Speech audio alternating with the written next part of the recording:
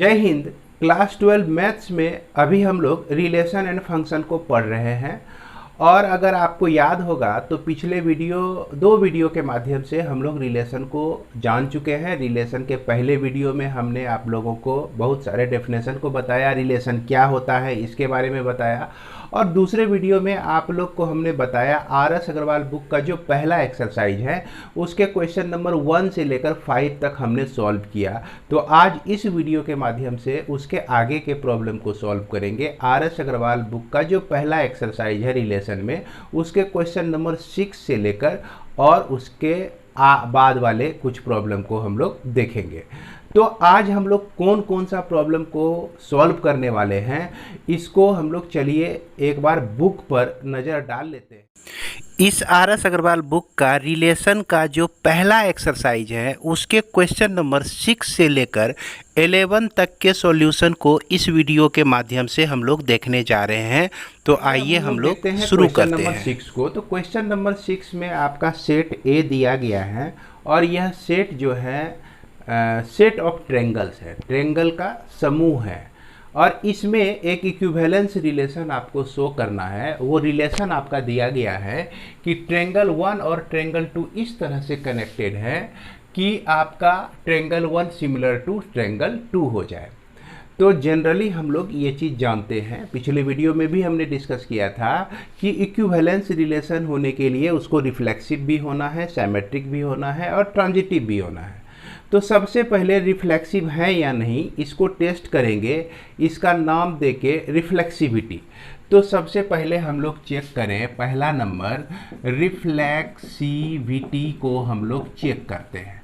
तो रिफ्लेक्सिविटी में आपको याद होगा, चलिए हम रिवाइज यहाँ कर देते हैं कि अगर ए आपका बिलोंग्स टू आर है तो for all A belongs to A, ये आपका रूल बनता है।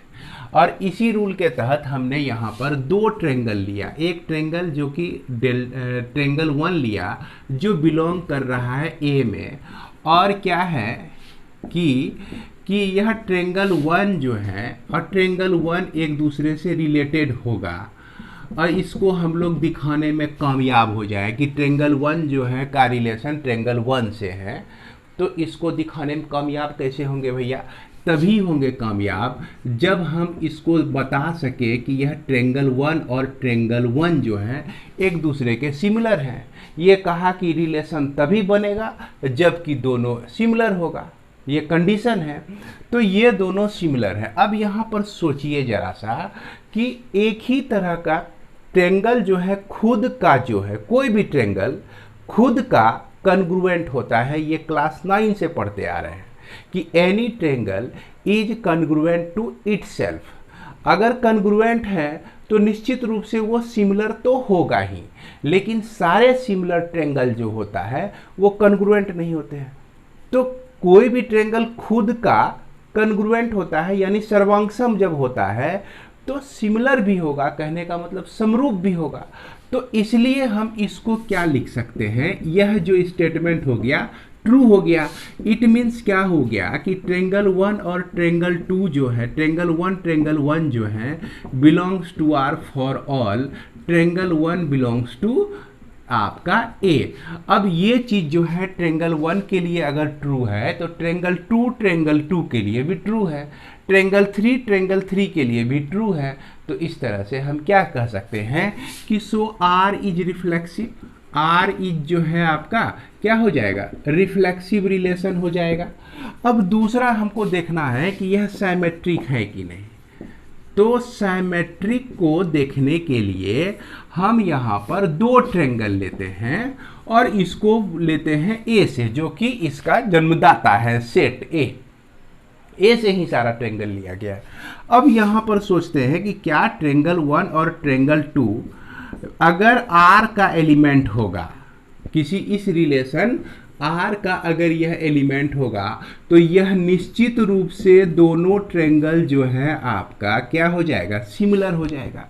अगर ट्रेंगल 1 सिमिलर है ट्रेंगल 2 के, तो क्या ट्रेंगल 2 जो है सिमिलर हम नहीं बोल सकते हैं ट्रेंगल 1 के, उल्टा भी बोल सकते हैं हम लोग। तो जब उल्टा बोल सकते हैं तो इसका मतलब हुआ कि ट्रेंगल 2 जो है ट्रेंगल 1 ये दोनों भी R का एलिमेंट होगा अगर ये दोनों सिमिलर है और ये R का कंडीशन यही है कि भैया दोनों हमको सिमिलर ही चाहिए, तो भैया तुमको दोनों सिमिलर ही हम दे दिए। अब बोलो तुम सिमेट्रिक है कि नहीं, तो ये बोलेगा हाँ सिमेट्रिक है। तो हम इसके लिए भी क्या लिख सकते हैं कि हैंस R इज सिमेट्रिक, है ना, ये भी क्या हो जाएगा आपका सिमेट्रिक हो जाएगा।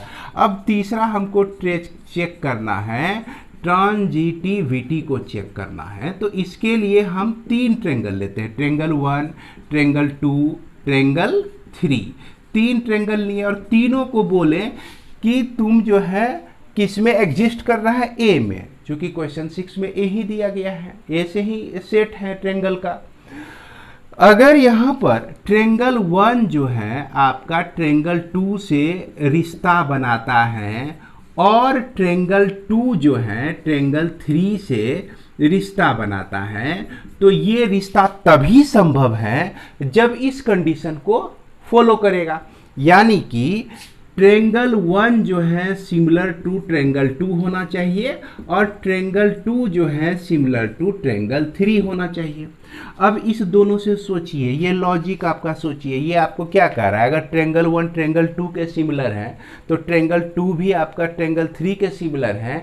तो इससे आपको स्पष्ट मिल जाता है कि ट्रेंगल 1 जो है सिमिलर हो जाएगा ट्रेंगल 3 के, इसमें कहीं कोई डाउट नहीं है।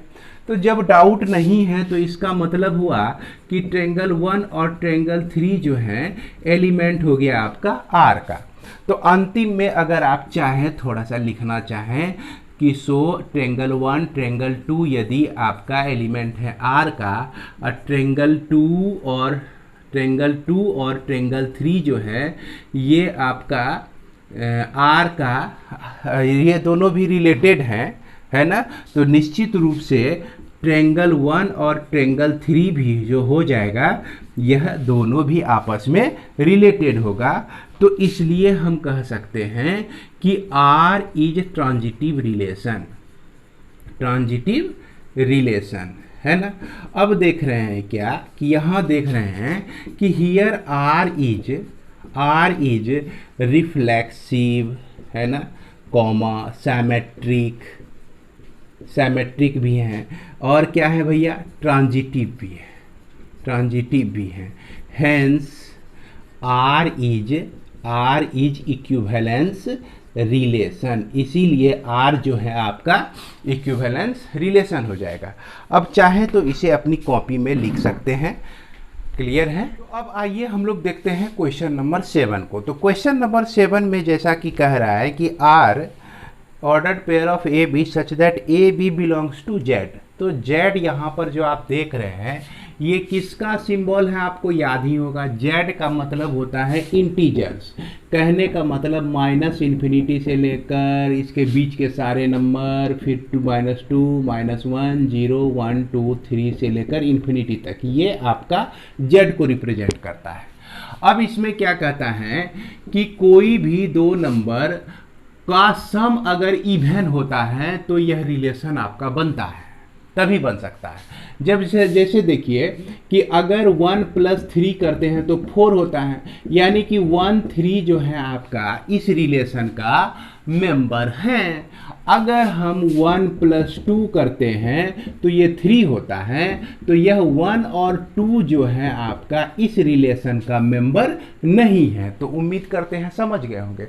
और एक चीज़ याद रखिएगा कि अगर हम दो सम नंबर का दो और इवन नंबर को ले लेते हैं तो दो इवन नंबर का सम जो होता है ऑलवेज इवन नंबर ही होता है, यानी कि 2 4 जो है इस रिलेशन का एलिमेंट है। अगर दो ऑड नंबर ले लेते हैं और 3 और 5 और इसको भी ऐड करते हैं तो ये हमेशा आपका क्या होता है, इवन ही होता है। तो दो ऑड नंबर को ऐड करेंगे तो इवन होगा, दो इवन नंबर को ऐड करेंगे तो भी इवन होगा। इस चीज़ को तो बेहतर तरीके से समझ रहे हैं। तो अब यहाँ पर सबसे पहला प्रश्न बनता है कि यह रिफ्लेक्सिव है कि नहीं।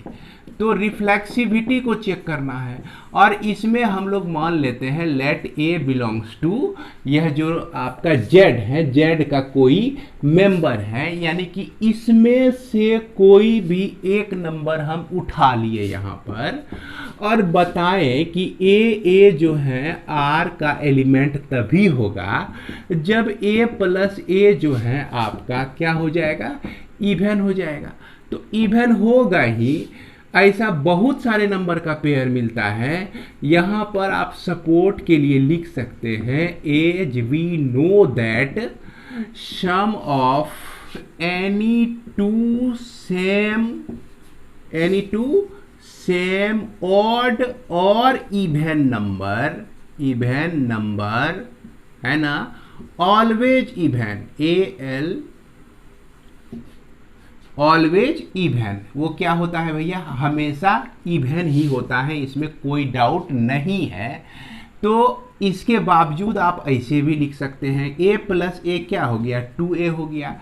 अब 2a में जो है आपका क्या है, 2 एज ए फैक्टर है, 2 जो है आपका एज ए फैक्टर है, तो 2 से डिविजिबल है आपका 2a, तो निश्चित रूप से हम क्या कह सकते हैं कि यह इवन है। तो अब इवन को साबित करने के लिए बहुत ज़्यादा सपोर्ट की ज़रूरत नहीं है। आप चाहे तो इसको लिख दीजिए शॉर्ट में, आप चाहे तो इसको भी लिख दीजिए तो चलेगा।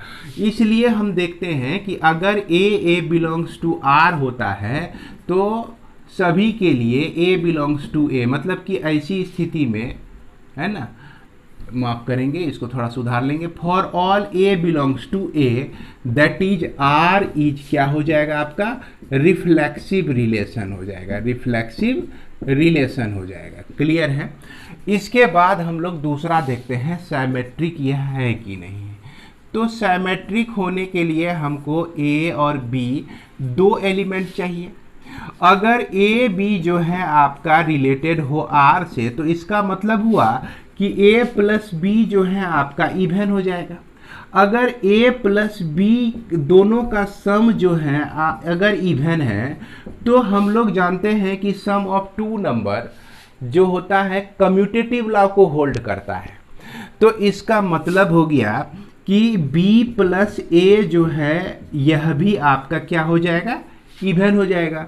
और यहाँ पर हम लोग कौन सा लॉ लगाए हैं, कम्यूटेटिव लॉ, कम्यूटेटिव लॉ, यानी कि इसको हम दूसरे शब्दों में कह सकते हैं, अर्थात हिंदी में कह सकते हैं क्रम विनिमय का नियम कह सकते हैं। क्लियर है।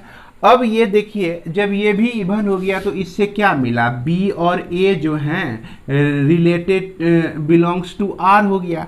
अब यही न कहता है सिमेट्रिक में, हम लोग यही न पढ़े हैं कि अगर ए बी जो है आर का एलिमेंट हो तो निश्चित रूप से बी ए भी आर का एलिमेंट होना चाहिए। और ये जो हमने लिखा किस रूल के तहत लिखा, बस यही एक रूल के तहत हमने यहाँ पर लिखा है। तो इसीलिए दैट इज आर इज क्या हो जाएगा आपका, सिमेट्रिक रिलेशन हो जाएगा। कौन सा रिलेशन हो जाएगा, सिमेट्रिक रिलेशन हो जाएगा। इसके बाद हम लोग समझते हैं कि यह ट्रांजिटिव कैसे है। ट्रांजिटिविटी हम लोग चेक करते हैं, ट्रांजिटिविटी चेक करते हैं।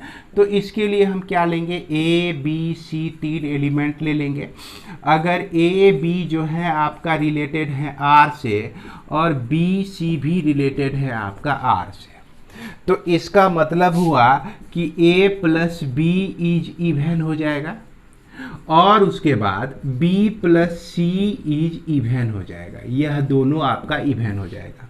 अब देखिए इस दोनों को ऐड कर दीजिए। अगर दो इवन को हम ऐड करेंगे तो इवन ही होना चाहिए।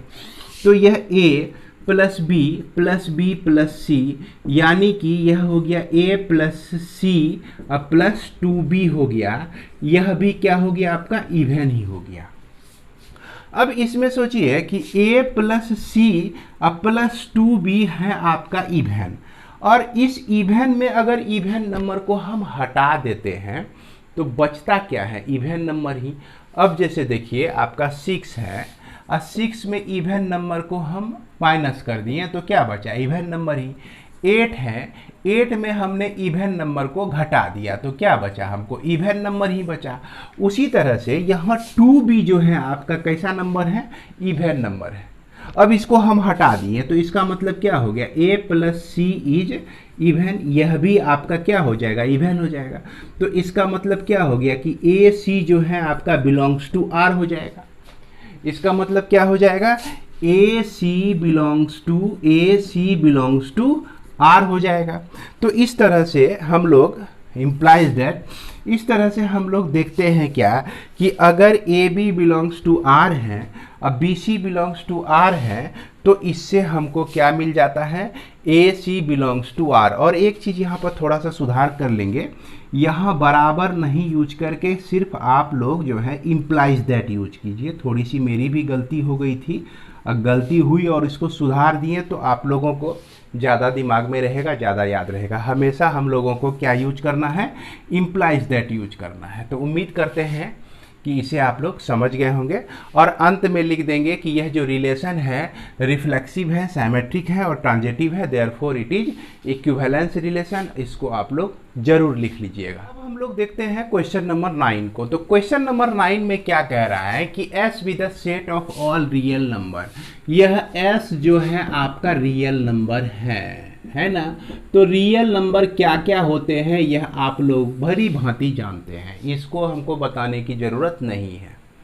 अब देखा जाए कि यहाँ जो रिलेशन है किस तरह का है, ए बी जो है रियल नंबर का एलिमेंट है और ए बोल रहा है equal to plus minus B के बराबर है। तो गजबे हो गया, ए जो है प्लस माइनस बी के बराबर है, प्लस के माइनस बी के बराबर है। तो यहाँ पर जो है ना बहुत जगह मैथमेटिक्स आपका फेल हो जाता है, यहाँ पर लॉजिक काम करता है, समझ गए। अब देखिए कि अगर यह 3 है तो इसका मतलब हो गया कि ऐसा नंबर प्लस और माइनस में एग्जिस्ट करता हो। तो हम देखते हैं कि 4 जो है प्लस में भी एग्जिस्ट करता है और माइनस में भी एग्जिस्ट करता है रियल नंबर में। तो ये 3 का कहना है कि भैया हम उसी से रिलेशन बनाएंगे जिसका जो नंबर प्लस में भी मौजूद रहेगा और माइनस में भी मौजूद रहेगा।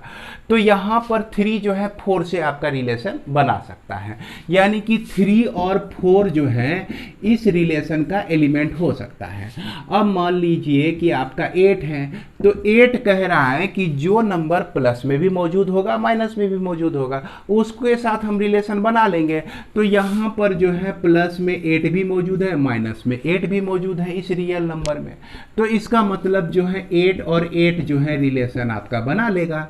अब ये 2 देखिए, तो 2 प्लस माइनस 2 भी इसमें अवेलेबल है, तो यहाँ पर 2 और 2 भी रिलेशन आपका बन जाएगा।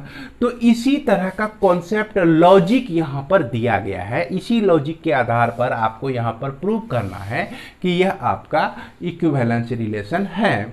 तो सबसे पहला काम जो है हम लोग को रिफ्लेक्सिव को चेक करने के लिए, तो चलिए इसका नाम देते हैं रिफ्लेक्सिविटी। और इसमें A जो है आपका S का एलिमेंट है, तो A और A जो है इस रिलेशन का एलिमेंट होगा तभी जब A equal to plus minus A होगा। अब इस चीज को तो हम ऑटोमेटिक यहाँ से देख ही रहे हैं कि 8 है तो प्लस माइनस 8 भी इसमें एग्जिस्ट कर रहा है, 2 है तो प्लस माइनस 2 भी एग्जिस्ट कर रहा है। और रियल में जितने भी नंबर्स हैं सभी नंबर का पॉजिटिव और निगेटिव एग्जिस्ट करता है। तो इस स्थिति में संभव है कि यह रिफ्लेक्सिव रिलेशन को बनाएगा ही बनाएगा।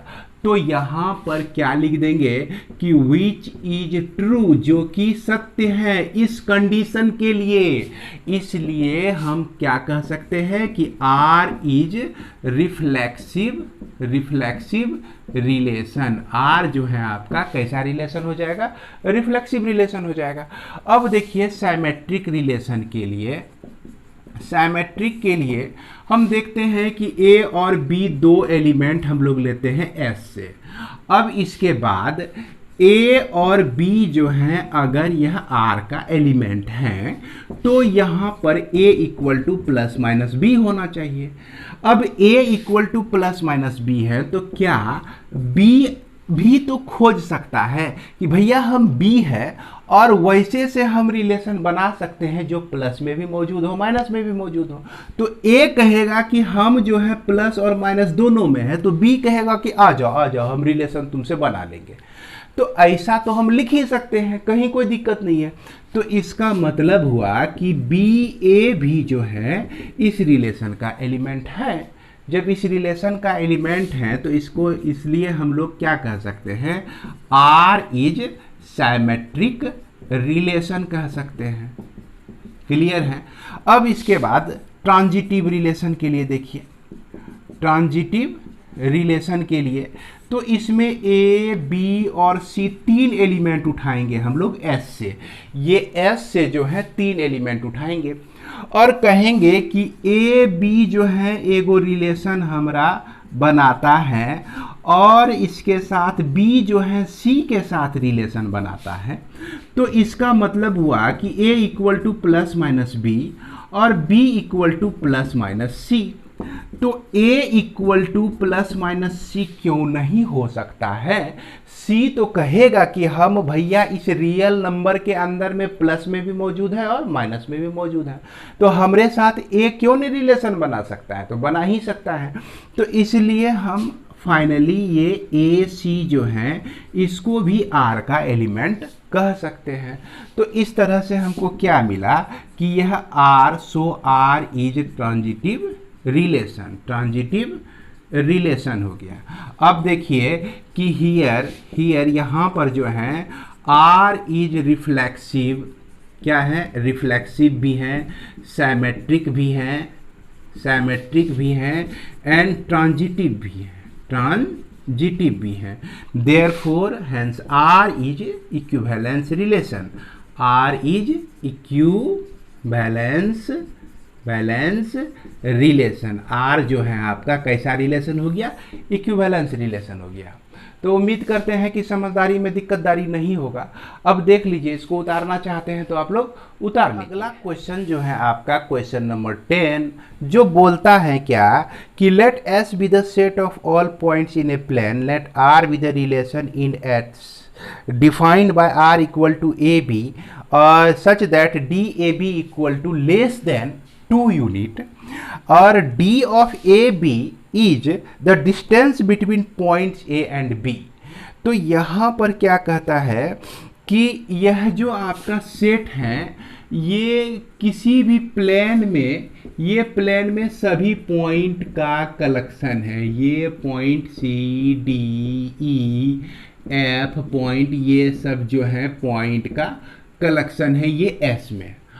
और फिर क्या है कि अगर हम DABC लिख देते हैं, BC लिख देते हैं, तो इसका मतलब हो गया कि B और C के बीच का डिस्टेंस, B और C के बीच का डिस्टेंस हो गया। क्लियर है? यही प्रॉब्लम हमारा कह रहा है। और ये डिस्टेंस जो है रिलेशन तभी बनाएगा जबकि यह डिस्टेंस आपका 2 यूनिट से कम होगा, और नहीं तो 2 यूनिट से ज़्यादा होगा तो रिलेशन नहीं बनेगा, रिलेशन बनेगा ही नहीं। तो इसलिए यहाँ पर क्या होता है कि ए बी जो है आपका 2 यूनिट से कम होना चाहिए। तो सबसे पहले हम लोग रिफ्लेक्सिविटी के बारे में सोचते हैं कि अगर ए पॉइंट किसी एलिमेंट हो सेट एस का, तो ए का डिस्टेंस जो है के बारे में जरा सा सोचिए। तो A और A का डिस्टेंस कहने का मतलब कि क्या हो जाएगा, यह 2 यूनिट से कम होना चाहिए। A पॉइंट A का डिस्टेंस तो हमारा 0 हो गया, जो कि निश्चित रूप से 2 यूनिट से हमारा क्या हो जाएगा, कम तो हो ही जाएगा। तो इसलिए हम कह सकते हैं कि अगर A जो है आपका इस रिलेशन का एलिमेंट होगा for all A belongs to S। अब BB भी हो जाएगा, देखिए DBB भी हो जाएगा, तो B और B के बीच का डिस्टेंस 0, और DCC भी हो जाएगा क्योंकि C और C के बीच का डिस्टेंस 0, क्योंकि ये दोनों पॉइंट तो भैया एक ही जगह न है। जब एक ही जगह है तो एक जगह रहने से कोई डिस्टेंस होता है। अब मान लीजिए हम यहीं हैं और फिर 1 सेकेंड के बाद यहीं हैं, तो बताइए हम कितना डिस्टेंस कवर किए, 0। तो वही बात है यहाँ पे। तो ये तो निश्चित रूप से आपका रिफ्लेक्सिव रिलेशन हो ही जाएगा।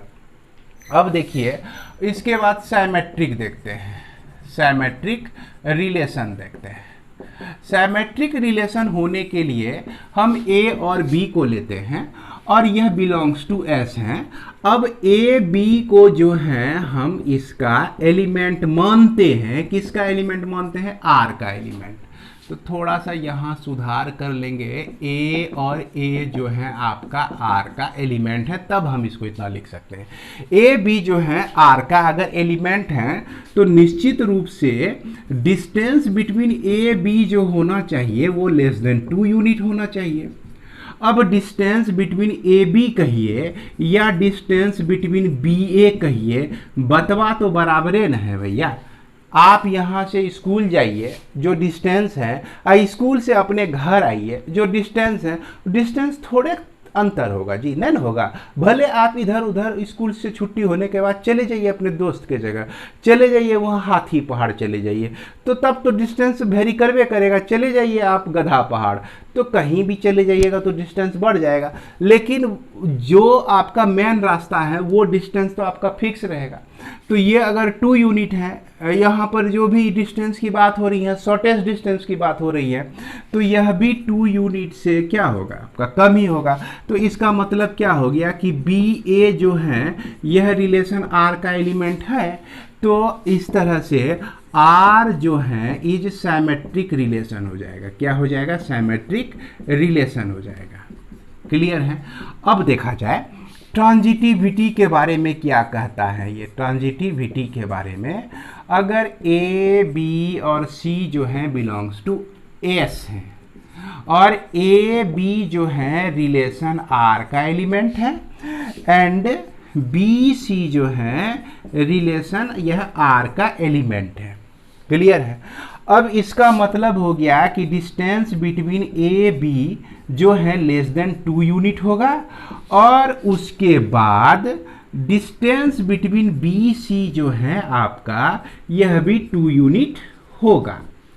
अब यदि हम सोचें कि डिस्टेंस बिटवीन ए सी जो है लेस देन 2 यूनिट होगा कि नहीं, तो मे बी हो भी सकता है और मे बी नॉट नहीं भी हो सकता है।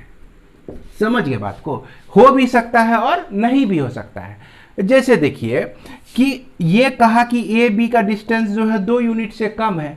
अब ये हमारा 1.9 यूनिट है ना, और उसके बाद बी और सी के बीच का डिस्टेंस जो है क्या है आपका 1.9 यूनिट है। क्लियर है।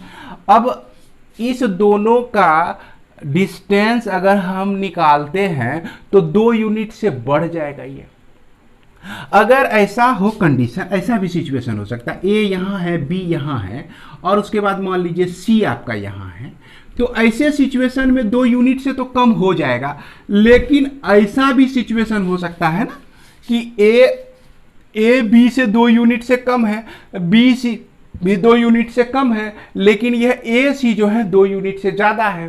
तो यहाँ पर हम एकदम क्लियर नहीं कह सकते हैं कि भैया ये 2 यूनिट से कम ही है। यह हो भी सकता है और नहीं भी हो सकता है, यह हो भी सकता है और नहीं भी हो सकता है। तो जहाँ भी नहीं का कंडीशन आ जाए, एक भी एग्जाम्पल अगर आ जाए कि इस कंडीशन के चलते जो है इसका ट्रांजिटिविटी फेल हो रहा है, तो उस स्थिति में हम इसको कभी भी इक्विवेलेंट ट्रांजिटिव नहीं कह सकते हैं। इसलिए हम कहेंगे फाइनली लाचार होके कि so R is not transitive relation. तो उम्मीद करते हैं कि आप लोग जो हैं इसको समझ गए होंगे। इसको आप चाहें तो अपनी कॉपी में के बाद आपका क्वेश्चन नंबर 11 में दिया गया है, show that the relation R defined on the set A 1 2 3 4 5 given by R A B such that A minus B का mod is even is an equivalence relation. तो यही क्वेश्चन दिया गया है, ये रिलेशन है आपका और इसमें ए जो है इसी सेट से हमको मेंबर्स को उठाना है। यहाँ पर ए बी जो आता है यहीं से सप्लाई होता है, इसी सेट से सप्लाई होता है और यहाँ पर रिलेशन ये बनाता है। अब देखा जाए कि अगर 1 माइनस 1 करें तो 0 होता है, 2 माइनस 2 करें तो 0 होता है, 3 माइनस 3 करें तो 0 होता है, यानी कि 1 1 जो है इस रिलेशन का एलिमेंट कहलाएगा। क्यों? क्योंकि 0 जो है आपका इवन नंबर होता है, यानी कि सम संख्या होता है। क्लियर है? अब देखा जाए कि अगर 1 माइनस 3 करते हैं तो ये -2 होता है, अब 3 माइनस 1 करते हैं तो ये 2 होता है, तो यह भी आपका इवन है, यह भी आपका इवन है, यानी कि 1 3 अगर एग्जिस्ट करता है तो 3 1 भी एग्जिस्ट करता ही करता है, तो इसका मतलब ये सिमेट्रिक हो गया। तो इसी तरह से हमारा ट्रांजिटिव भी हो जाएगा। तो यहाँ पर इसको अब कैसे बनाएंगे इसको देखना है। तो रिफ्लेक्सिविटी को चेक करने के लिए हम लोग क्या करते हैं, कोई एलिमेंट लेते हैं, ए से या तो 1 हो सकता है, 2 हो सकता है, 3 हो सकता है, 4 हो सकता है, 5 हो सकता है, और जब हम ए को आर का एलिमेंट मानते हैं तो यह आर कहता है कि पहले हमको माइनस करके मॉड करके बताओ कितना आता है, तो हम बोलेंगे 0 आता है। और ये पूछेगा कि ये इवन है तो कहेंगे हाँ ये इवन है, तो इसलिए चलो भाई ये रिलेशन बनेगा। देयरफॉर आर इज क्या हो जाएगा, रिफ्लेक्सिव रिलेशन हमारा हो जाएगा। इसके बाद सिमेट्रिक अगर चेक करना है हमको, तो यहाँ पर ए बी को ए का एलिमेंट लेंगे और कहेंगे ए बी तुम जो है रिलेशन आर का एलिमेंट हो जाओ। जब आर का एलिमेंट हो जाएगा तो तुमको जो है ए माइनस बी का मॉड जो है यह क्या होना चाहिए, इवन होना चाहिए। और जब यह इवन है तो इसका मतलब हुआ कि b माइनस ए भी क्या हो गया, इवन हो गया। क्लियर है? अब यहाँ पर a और b वैसा ही मेंबर यहाँ से उठ के आता है जिसका डिफरेंस इवन आ जाए आपका। जैसे यहाँ पर 1 और आपका 3 उठ के आ सकता है, 1 और 5 आ सकता है, इवन है। 1 और 4 नहीं आ सकता है, 1 और 4 यहाँ आ ही ले सकता है। तो ऐसे ही एलिमेंट को उठाएंगे जो कि इवन है। अब इसका उल्टा जो है यह भी इवन ही होता है आपका। तो इस तरह से क्या देखते हैं हम लोग कि इसमें बी ए भी आपका क्या हो रहा है, एग्जिस्ट हो रहा है। तो अब हम लोग देखते हैं कि अगर A B belongs to R होता है, which implies that B A belongs to R, that is R is symmetric relation, है ना। ये कैसा रिलेशन हो गया, सिमेट्रिक रिलेशन हो गया। अब इसके बाद हम लोग ट्रांजिटिविटी को चेक करते हैं। ट्रांजिटिविटी को चेक करते हैं तो इसमें हम लोग देखते हैं हमको क्या चाहिए, ए बी चाहिए और सी चाहिए। 3 एलिमेंट हम इस ए से कंसीडर करेंगे और कहेंगे कि ए बी जो है रिलेटेड है आर से और बी सी भी जो है आपका रिलेटेड आर से, ये हैं। अगर ऐसा होता है तो हमको ए सी भी आर से रिलेटेड चाहिए, नहीं तो रिफ्लेक्सिव तुमको नहीं कहेंगे हम, है ना। तो ये हो गया आपका कि mod of A minus B is even हो जाएगा और उसके बाद बी माइनस सी जो है यह भी आपका क्या हो जाएगा, इवन ही हो जाएगा। अब दोनों को ऐड कर दीजिए तो mod of A minus B अब प्लस बी माइनस सी हम लिख देते हैं। क्लियर है? दोनों को हम ऐड कर दिए। ऐड करने के बाद जो है यह भी आपका क्या हो जाएगा, इवन ही हो जाएगा। यहाँ बी बी कट जाएगा, ए माइनस सी जो है क्या हो गया आपका, इवन हो गया। तो इसका मतलब क्या हो गया कि ए सी जो है आर का एलिमेंट है, तब ए सी आर का एलिमेंट हो गया। अगर A B belongs to R, B C belongs to R है तो ए सी भी आर में बिलोंग करता है। तो इसलिए हम इसको क्या लिख सकते हैं, देयरफॉर यह जो है आपका ट्रांजिटिव रिलेशन हो जाएगा। कैसा रिलेशन हो जाएगा, ट्रांजिटिव रिलेशन हो जाएगा।